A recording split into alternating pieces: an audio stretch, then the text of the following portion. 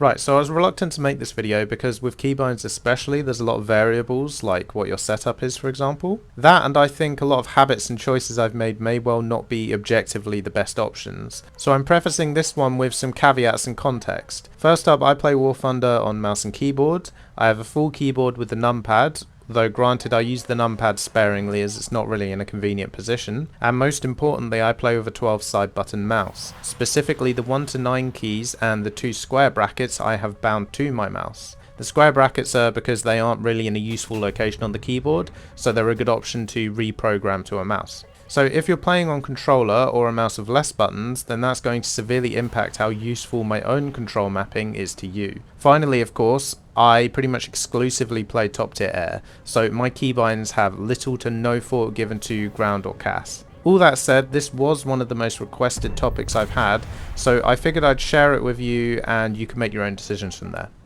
Okay, so my plan for this one is to just shove screen capture on and just start talking through everything, and hopefully I can edit it all together into something sane by the end. So first up, before we go into the actual controls and settings, there's a few options on the actual queue that you might want to select. So here under the aerialistic queue selected, you'll see there's a cog and there's a thing for preferred missions here. So first up on the cog, we've had this for a while now. If you didn't know about it, if you tick this on, you have a chance to get into slightly smaller lobbies of 6 to 12 players. Now, this doesn't happen often at all. Very rarely you will see it, but I'm mentioning it now because theoretically, the more people that know about it and toggle it on, the more likely people are to see these slightly smaller lobbies. I, amongst other people, would like more options for playing air RB in the game. This is all we've got at the moment. So make sure you toggle it on, because even if you don't get a lot of smaller lobby sizes, there's a reasonable chance Gaijin probably collects the data for like how many people have actually get toggled this on to, like, you know, decide if they want to implement something, you know, something else in future based off of how many people are opting into smaller lobbies at the moment. So toggle that on if you want to try smaller lobbies. You probably won't see them, but it's still worth doing. And then here, preferred missions, you can, I don't know if the likes and dislikes actually affects whether you see it more in the matchmaker, no idea, but you can ban one map. It would be nice to do more, but you know, if there's a map in the queue that you really don't like, you can just turn it off. I tend to just turn off whichever one of the really big maps. You see all the ones I've got disliked are the big like EC style maps. My reasoning for that is because like I think the current way AirRB works, a huge map just artificially increases the game length and just makes it a bit more dull to play. I've got nothing against big maps, it's just the game mode isn't really designed for that to be enjoyable, in my opinion anyway. But either way, you can decide for yourself. So if there's a map you really don't like, you can toggle it off there. So first up, I'll take a quick look at my graphics, because this is a semi-frequent question people ask about. I haven't given it a huge amount of thought. I've basically just kind of cranked everything up to sort of more or less maximum. Obviously it's completely dependent on what hardware you've got, but like I do have DirectX 12 and ray tracing turned off though, because that does have a tendency to make your game crash, at least like it has done in the past. It might be better now, I don't know. I don't really care enough about ray tracing to toggle it on and check, you know, I'm happy with my graphics as they are. So first up, we'll have a look at settings, and then I'll move on to controls. Controls is the one where it's more sort of flexible and down to personal preference more often than not, whereas settings, I think there's just some objectively good choices. There is some subjective stuff in there, but there is some stuff that you're going to want to change if you haven't already. So we'll start off on common battle settings right at the top here. So relevant one here is I mean automatically joining squads, that's whatever. But join already active battles, I turn that off because joining battles late can be a big disadvantage, especially if you do play like lower tiers like props. If you join a battle late, everyone has already climbed a bit and is building up their energy state, and you're just kind of late and you're kind of playing the whole match at a slight disadvantage from the off. So, you know, I have join already active battles turned off. If you want to make your queue times a bit quicker, sure, you can toggle it on, but I don't really care about that. Queue times are fine in War Thunder. Next up, we'll go to replays and spectator mode. So for a while now, this is the option you want to look at here. We've had this option that I think is off by default. If you tick this box, you can record a rewindable replay, and here you can choose the sections in which you can rewind. So it's not like a normal rewind feature where you can like scrub back through the replay. It basically creates like keyframes you can click on, and it will move the replay back to that point. as with all things in the replay view, it does have a tendency to sometimes crash or bug out, but it's a nice option to have, so may as well turn it on. I have it on 60 seconds. I mean, going lower seems a bit excessive, and I think it can make it even buggier if you do make the length of the segments even shorter. Next up, we'll go to battle interface. So there's obviously a bunch of stuff up here that you can mess around with. This is all completely up to you, what color you want enemy nameplate, stuff like that. The relevant stuff I want to look at on here is fuel indication, ammo indication, and temperature indication. I'd flick all these on. If you're just playing top tier, temperature indication isn't hugely important. Like top tier jets, you're not going to have issues with the engines overheating. It like never happens. However, ammo indication and fuel indication always on is obviously useful, so flick that on. So next up, we'll move over to air battle settings, and the first thing to look at here is the countermeasure series options. So this affects the behavior of your countermeasures when you've got periodic countermeasures toggled on, or if you've got countermeasures slaving to more on. So the way this works is your countermeasures will pop according to the time you select on the countermeasure series interval. So as I've got it set up here, every 1 second my countermeasures will pop. Now you can, if you set it like this, where your countermeasure series is set to 1, the countermeasure interval here becomes irrelevant, because basically every second is going to pop a single chaff and flare. Now if you select your countermeasure series to be more than 1, it will pop multiple countermeasures every time that second passes, and then the countermeasure interval is the spacing between those individual flare or chaff pops. Next up, we come down to the autopilot for gunner and bomb sight modes. Now, the wording for some of the settings is a bit misleading, because this also affects the missile tracking camera, which I'll get to when we get to the keybinds. But basically the button you hold down and you can actually have like a flying chase view of your missile in a game. Now, when you do this, usually the default setting is having this on, and this means that whenever you go into the missile camera, your plane will auto level, and generally you don't want it to do this. You've usually, decided you want to fly in a certain direction, right? So you're probably going to want to turn this off, basically. So when you use the missile camera, and obviously for the gunner and bomb sight modes, if you're flying those planes as well, your plane won't try and auto level. It will stay how you left it, essentially. So next we'll come down to use rectangular radar indicator. So by default, I think it leaves it on the conical version, which is, a more accurate representation of, what your radar is actually seeing. But I generally think using rectangular radar indicator is the better option. It's much bigger, and it gives you a much better sort of representation of all the stuff that's on your radar scope, especially in AirRB when there's so many targets. I find the conical one can just be quite difficult, especially when there's lots of people close to you. They all kind of blend together a lot. So I'm a much bigger advocate of the rectangular radar indicator, but again, it's kind of personal preference. If you prefer conical, there's nothing inherently wrong with that if you can read it and understand it perfectly fine. Next up, we'll go to cyclic switching. Now this is kind of a big one. It's sort of personal preference. There's pros and cons to using both cyclic and manual queuing, which I've spoken about in the past. I did do a couple of shorts explaining my reasoning for why I tend to use cyclic, which I will put in the description of this one. But while we're here, basically, manual queuing is going to be better for like early game AirRB, where like you've got lots of different targets and you want to get to the right targets. Cyclic can be a real pain there. And also in certain situations where you have sort of the clutter down below, if you're going for top-down attacks, it can be a bit awkward as well, where manual queuing might be better. But cyclic also has that unique sort of characteristic where if it sees someone on the radar scope, say if you're looking sort of off bore sight radar at the gimbal limit, it will snap to a target once it sees it, which is a very useful feature if you're, you want good reaction times, which is what I prefer. If I could toggle between the two of a keybind in the game, I would be doing that a lot. As I can't, I just decided I'm going to stick with cyclic, especially because in TSS with 4v4 there's much less clutter, so cyclic, the advantages of cyclic get amplified a little bit, in my opinion at least. Next up, we've got disable radar antenna elevation stabilization at mission start.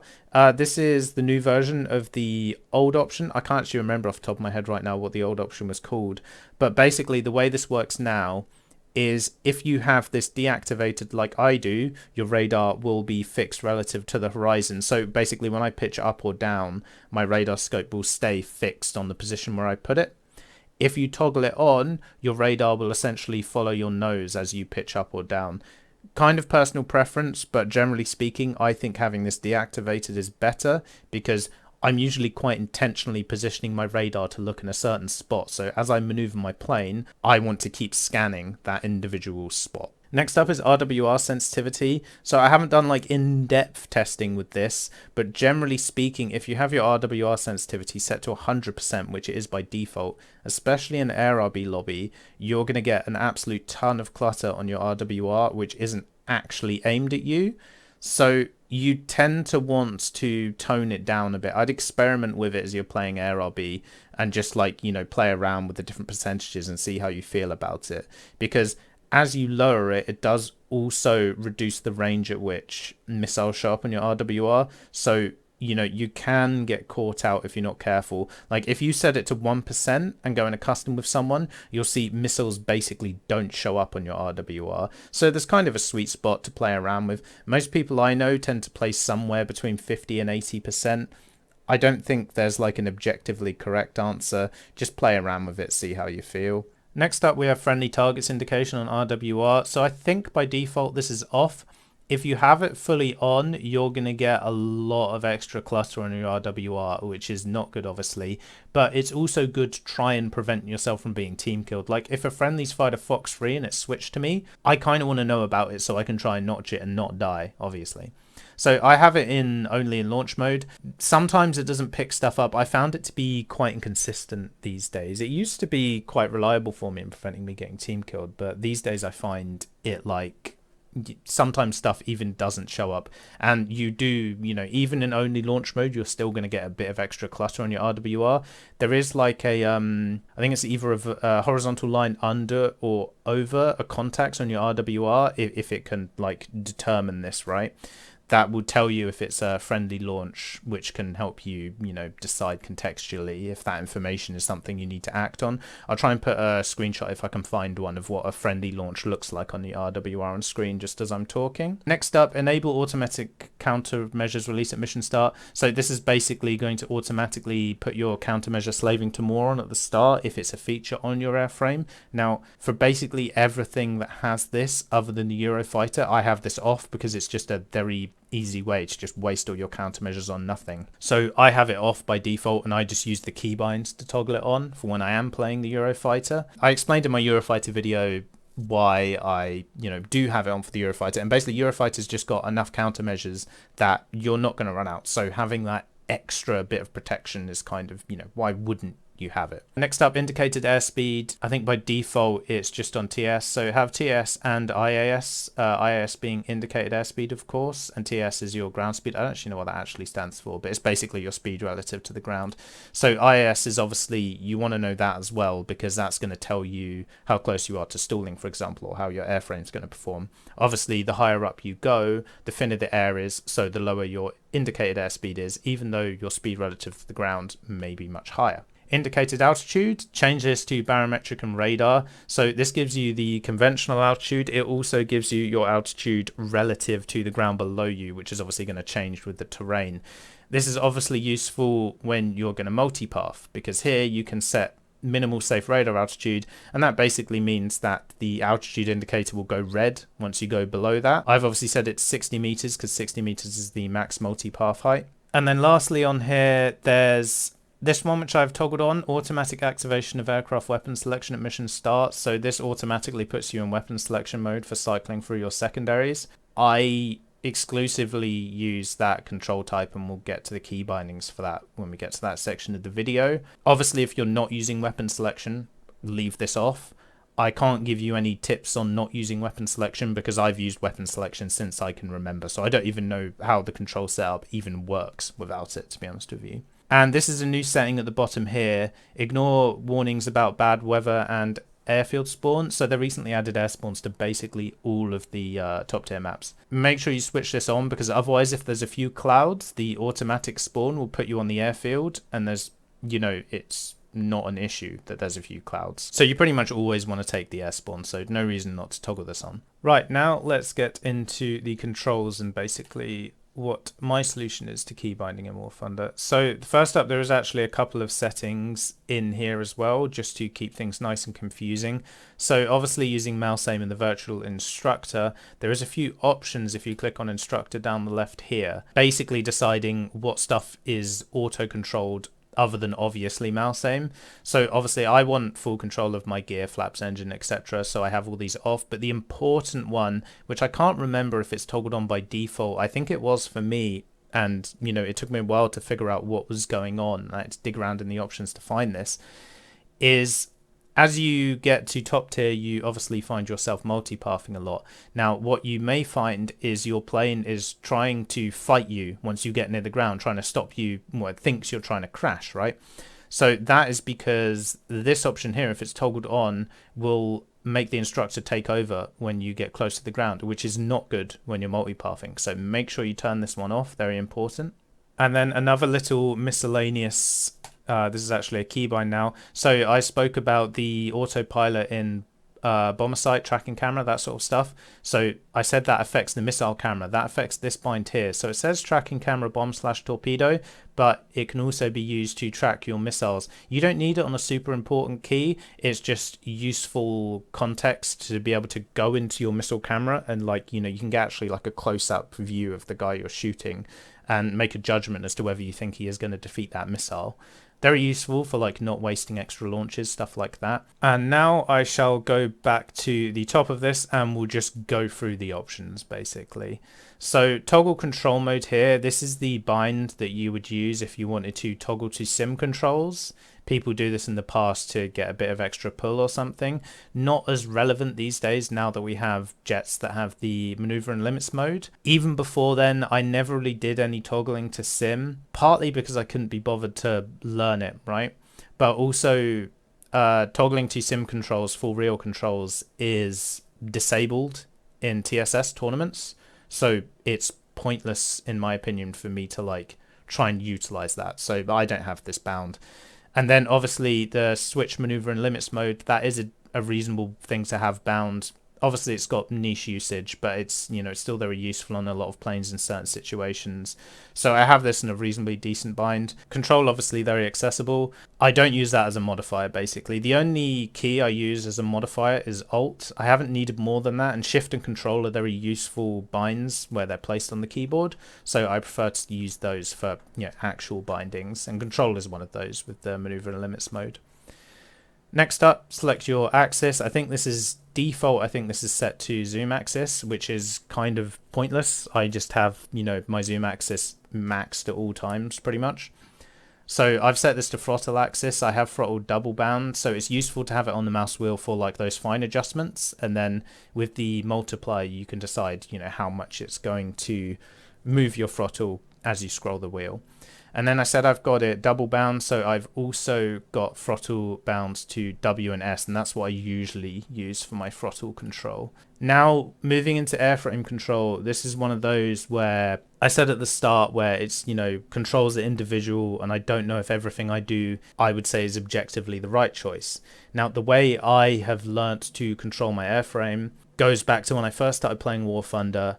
I didn't like the default pitch controls on W and S. I think it was W and S when I started playing. Those were the defaults. And I think it was for a friend who had found some video recommending that you try pitch on mouse buttons. And I liked that at the time. It felt good to me. And now it's kind of ingrained.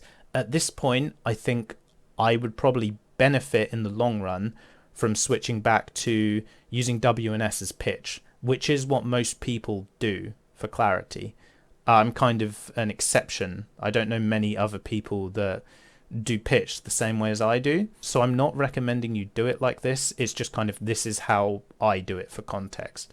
So I have throttle axis and W and S. Toggle off hold throttle for WEP. You know, you don't want to be holding your throttle key down, obviously. Roll axis is default, just A and D.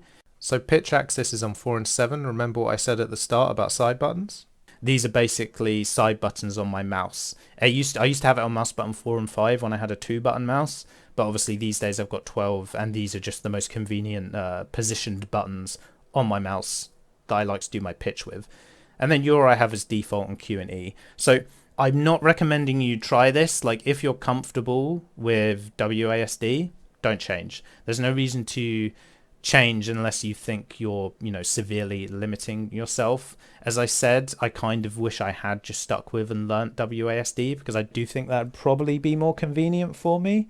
But I'd essentially have to relearn my airframe control in order to do that at this point, and it's kind of like, is it really worth it? Thrust vector, I mean, this is only really relevant on the Harriers and the Yak 141. I'm not sure if there's any others, but this is, I just have this on. Oh, and the square brackets, they're bound to my mouse, but I don't really fly thrust vector planes. It's kind of like, a throwaway bind for me at the moment. Now, wing sweep is an interesting one. So if you fly a lot of F-14, for example, you're going to want to mess around with your wing sweep controls. So my advice with wing sweep is leaving it on automatic, but when you get to like a merge or something, you're going to want to fold your wings out. The easiest way to set this up is the keys I've got bound to increase and decrease my wing sweep are just throwaway binds, because I handle all this at the start. So basically, I can't remember what the default controls look like, but I think it's relative control is off by default. So if you toggle that on, then at the start of the game, I'll use my switch wing sweep control mode. And again, that's a mouse button. So if I hit that, it toggles between, say, automatic and manual wing sweep, or semi-automatic, whatever. I'll toggle it to manual. I will set my wing sweep to maximum, so my wings folded all the way out, and then I'll switch it back to automatic. What this does is the game actually remembers what you had your manual wing sweep set to. So while I'm just messing around doing BVR, shooting missiles, whatever, I'm happy for the plane to just automatically control the wings, so I don't have to think about it. But then if you get into a merge, if you tap your control mode button back to manual, it will switch back to that memorized position, so it will pull your wings out the whole way. So I can essentially switch from like nothing to maximum wing sweep just with a hit of a button, which is quite useful.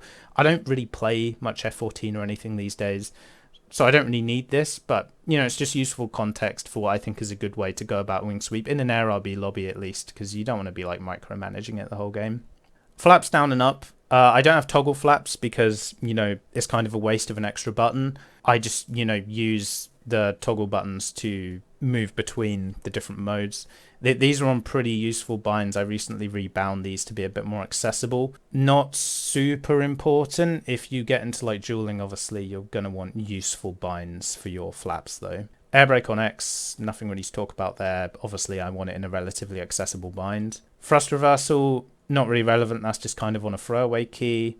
Gear is just default. Drag chute, I don't know if this is bound by default, but when you land, if you do like a belly landing, your drag chute doesn't come out automatically. So it is useful to have it bound just to stop yourself quicker, because if you're belly landing to slow down quicker, you still want to get your drag chute out. So just a useful little throwaway one there. Moving on to weaponry now. So this is where weapon selection comes into it, which is how I control my weaponry. With, your guns, I used to have all these separately bound, because using weapon selection for guns is obviously kind of awkward. So I used to not use weapon selection. For example, say I was using a prop or something that had both machine guns and cannons, and I just had the machine guns and cannons bound to different buttons. Now, I don't basically ever play stuff like that anymore. So I just simplified, and I want weapon selection on all the time for top tier. So I just bind all this to the same, just left click now. Obviously, if you're playing stuff that this is relevant, you're going to have to mess around with it. I don't have the best solution for you here because, as I say, my binds are completely optimized for top tier. Moving on to secondary weapons, I haven't done anything interesting here. I think space is just the default. I'm perfectly happy with that. Visual weapon selector I don't use. I just bound it to something so I could turn it off, basically. Jettison secondary weapon. That is a kind of useful bind. You don't need it on something super accessible, but if you get thrown into a merge and AirRB relatively early and you don't need or don't have missiles that are going to be any use to you, it can be useful to get rid of them to reduce your weight. So it is worth having that bound to something. Coming down, again, not an important one, but useful to have. I don't really use drop tanks on any plane, I think, these days. If you are using drop tanks, make sure you've got something bound to drop your additional fuel tank, because you're going to want to get rid of it if, again, you get caught in a merge or something relatively early on. Weapon lock air-to-air, not technically necessary because you can just use fire secondary weapons to do this, but I've had people in the past say they've had bugs and stuff with this. I've always used Z to acquire my lock and then space to fire. Sometimes if I'm absolutely spamming, I'll just be spamming spacebar, but generally speaking, I'm using Z to get my locks. Next up, we have the weapon selection binds. So again, I said like primary weapons, guns, not really that relevant to me. What is relevant is switch secondary weapons. So this is going to be the button I use to toggle between my different missiles. So make sure that's on something useful. 2 is bound to both my mouse and obviously it's on the keyboards. Now we get onto countermeasures, and there's going to be a few ways you can go about this. I'll just give you my solution. So fire countermeasures is just going to by default fire both chaff and flares, which is obviously a waste. You want to use whatever countermeasures are appropriate for the situation. So one option you have is to essentially use weapon selection for your countermeasures, and you would bind switch countermeasures, and then you can toggle between the two to decide which one to pop. That could be kind of awkward in the heat of the moment though, and sometimes you do want to pop both at the same time. So I prefer to bind them separately. Caps lock and shift are both on my little finger on the keyboard, so that way I can always drop countermeasures when I'm controlling my plane or whatever.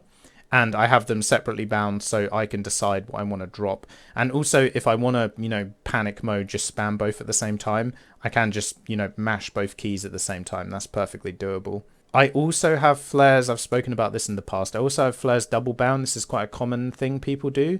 Is you'll remember my throttle axis is on mouse wheel. I also have fire flares on mouse wheel down, because the only situation in where I throttle down with mouse wheel is when I want to cut burner to flare. So it's quite useful to have it so that your flares are going to automatically burst when you throttle down. And obviously having it on mouse wheel, you can get a good series of countermeasures come out in one pop, which can be useful for flaring. Obviously, if you're in a plane, like maybe the Su-33 in the background, for example, you want to be wary with this though, because you don't have many countermeasures and you'll waste them quite quickly like this if you're not careful. I also kind of have an issue with my current mouse where the scroll wheel, I don't know if I can show it here. Yeah, so I'm scrolling down at the moment. You saw my scroll wheel just went up, and vice versa. It will do the same thing every now and then. I do actually have an issue right now where I'm popping flares unintentionally when I'm trying to scroll my throttle up, so just be wary. Next up, these 2 keybinds, relatively important. Countermeasure slaving to more. I mean, if you've got it turned off by default, you probably never want to turn it on anyway. But I do like using it for the Eurofighter, as I mentioned earlier. So I have that bound just to, 0 is obviously a pretty throwaway key. Just something that I can do at the mission start if I decide to play a game of Eurofighter. And then periodic countermeasure release. This one is bound to a mouse button because this is an important one. Obviously some planes you're not using it, but when you're in like a Gripen, if you're like caught up in the furball, really no reason not to flick this on. It's just going to make you so much more survivable. Right, if I just scroll down to get it all on screen. So now we're on the big ones, radar controls, and there is a lot of ways you could go about this. And it's also going to depend on what your gyro setting is, whether you're using cyclic, stuff like that. I've made a couple of shorts about radar controls in the past, which I'll also put in the description just to give a bit more info.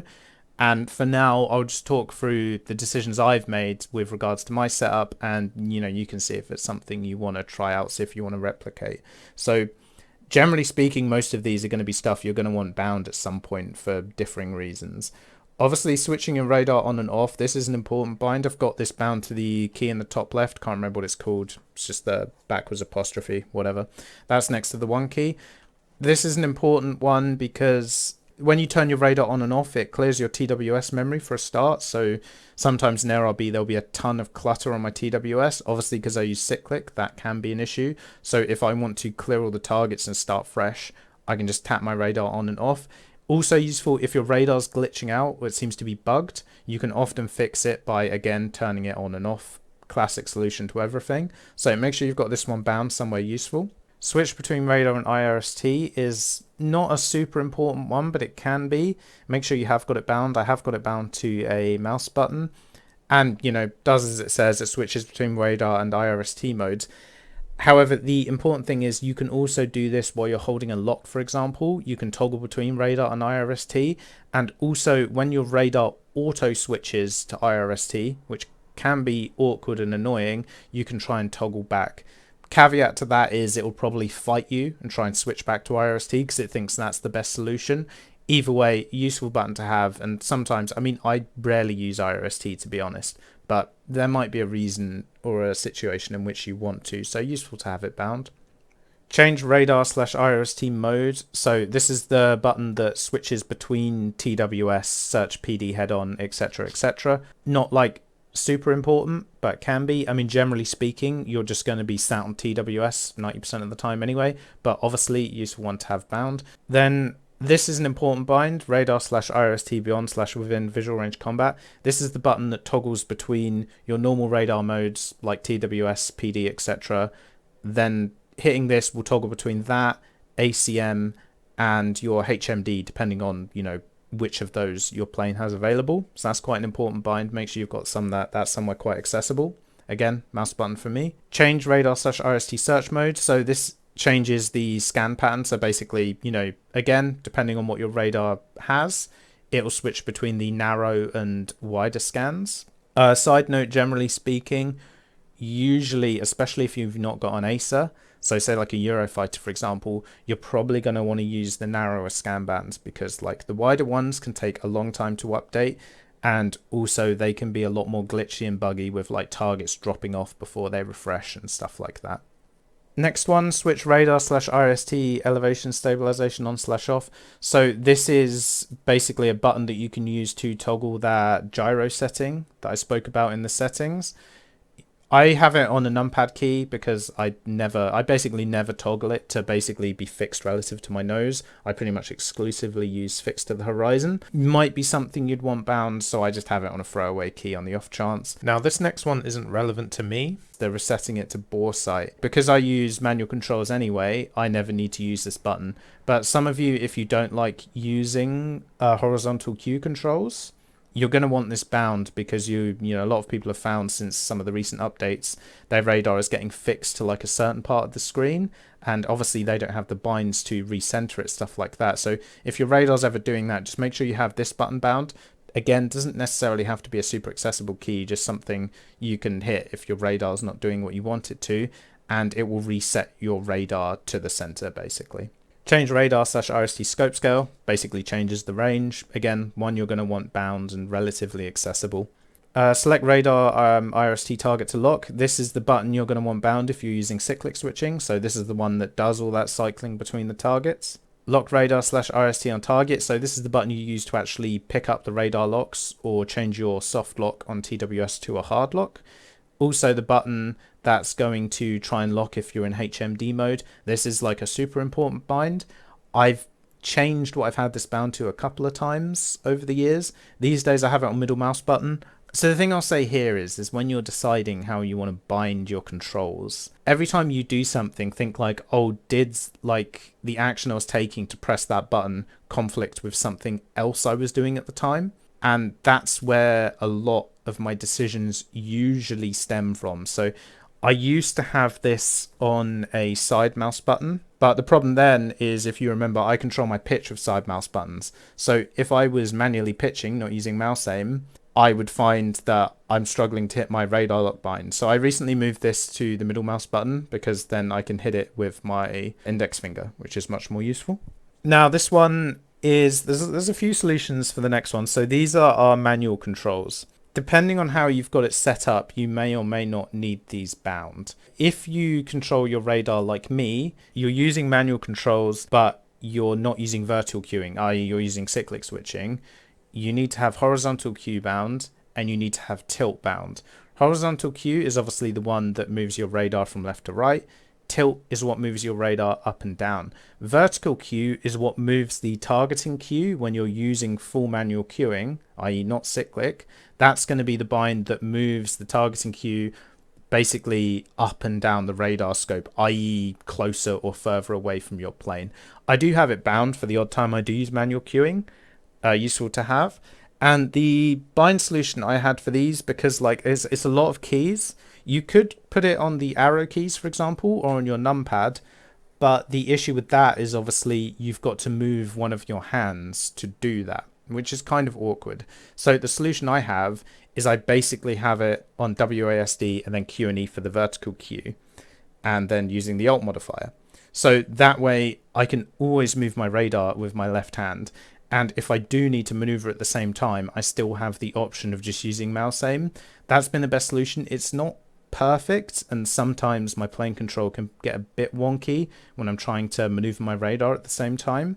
Other options I've seen some people have these weird mice with like a joystick where the side buttons would be. Wouldn't be great for me because I like having my side buttons. That's kind of a neat little unique way you might want to look into. I know a few people that use this setup that I've got here.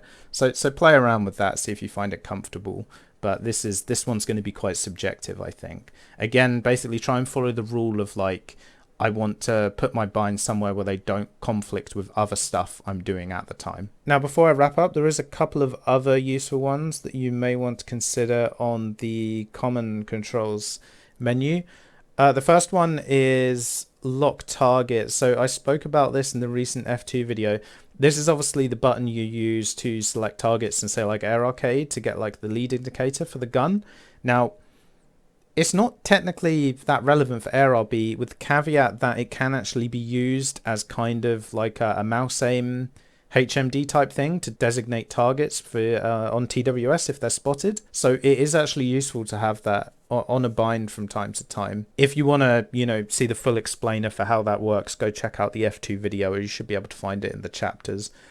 Also, set target for squad. If you're in a squad and you hit this button, it will do like a yellow ping on the map. They don't have to like open the map to see the ping. They can literally see it visually in front of them. Not like crazy useful if you're like solo queuing and getting automatically in squads. But if you're playing with friends, be it in AirRB or even, tournaments, this is extremely useful. I was just about to record the outro and I realized I'd forgotten probably one of the most important binds there is, and that is mouse look activation.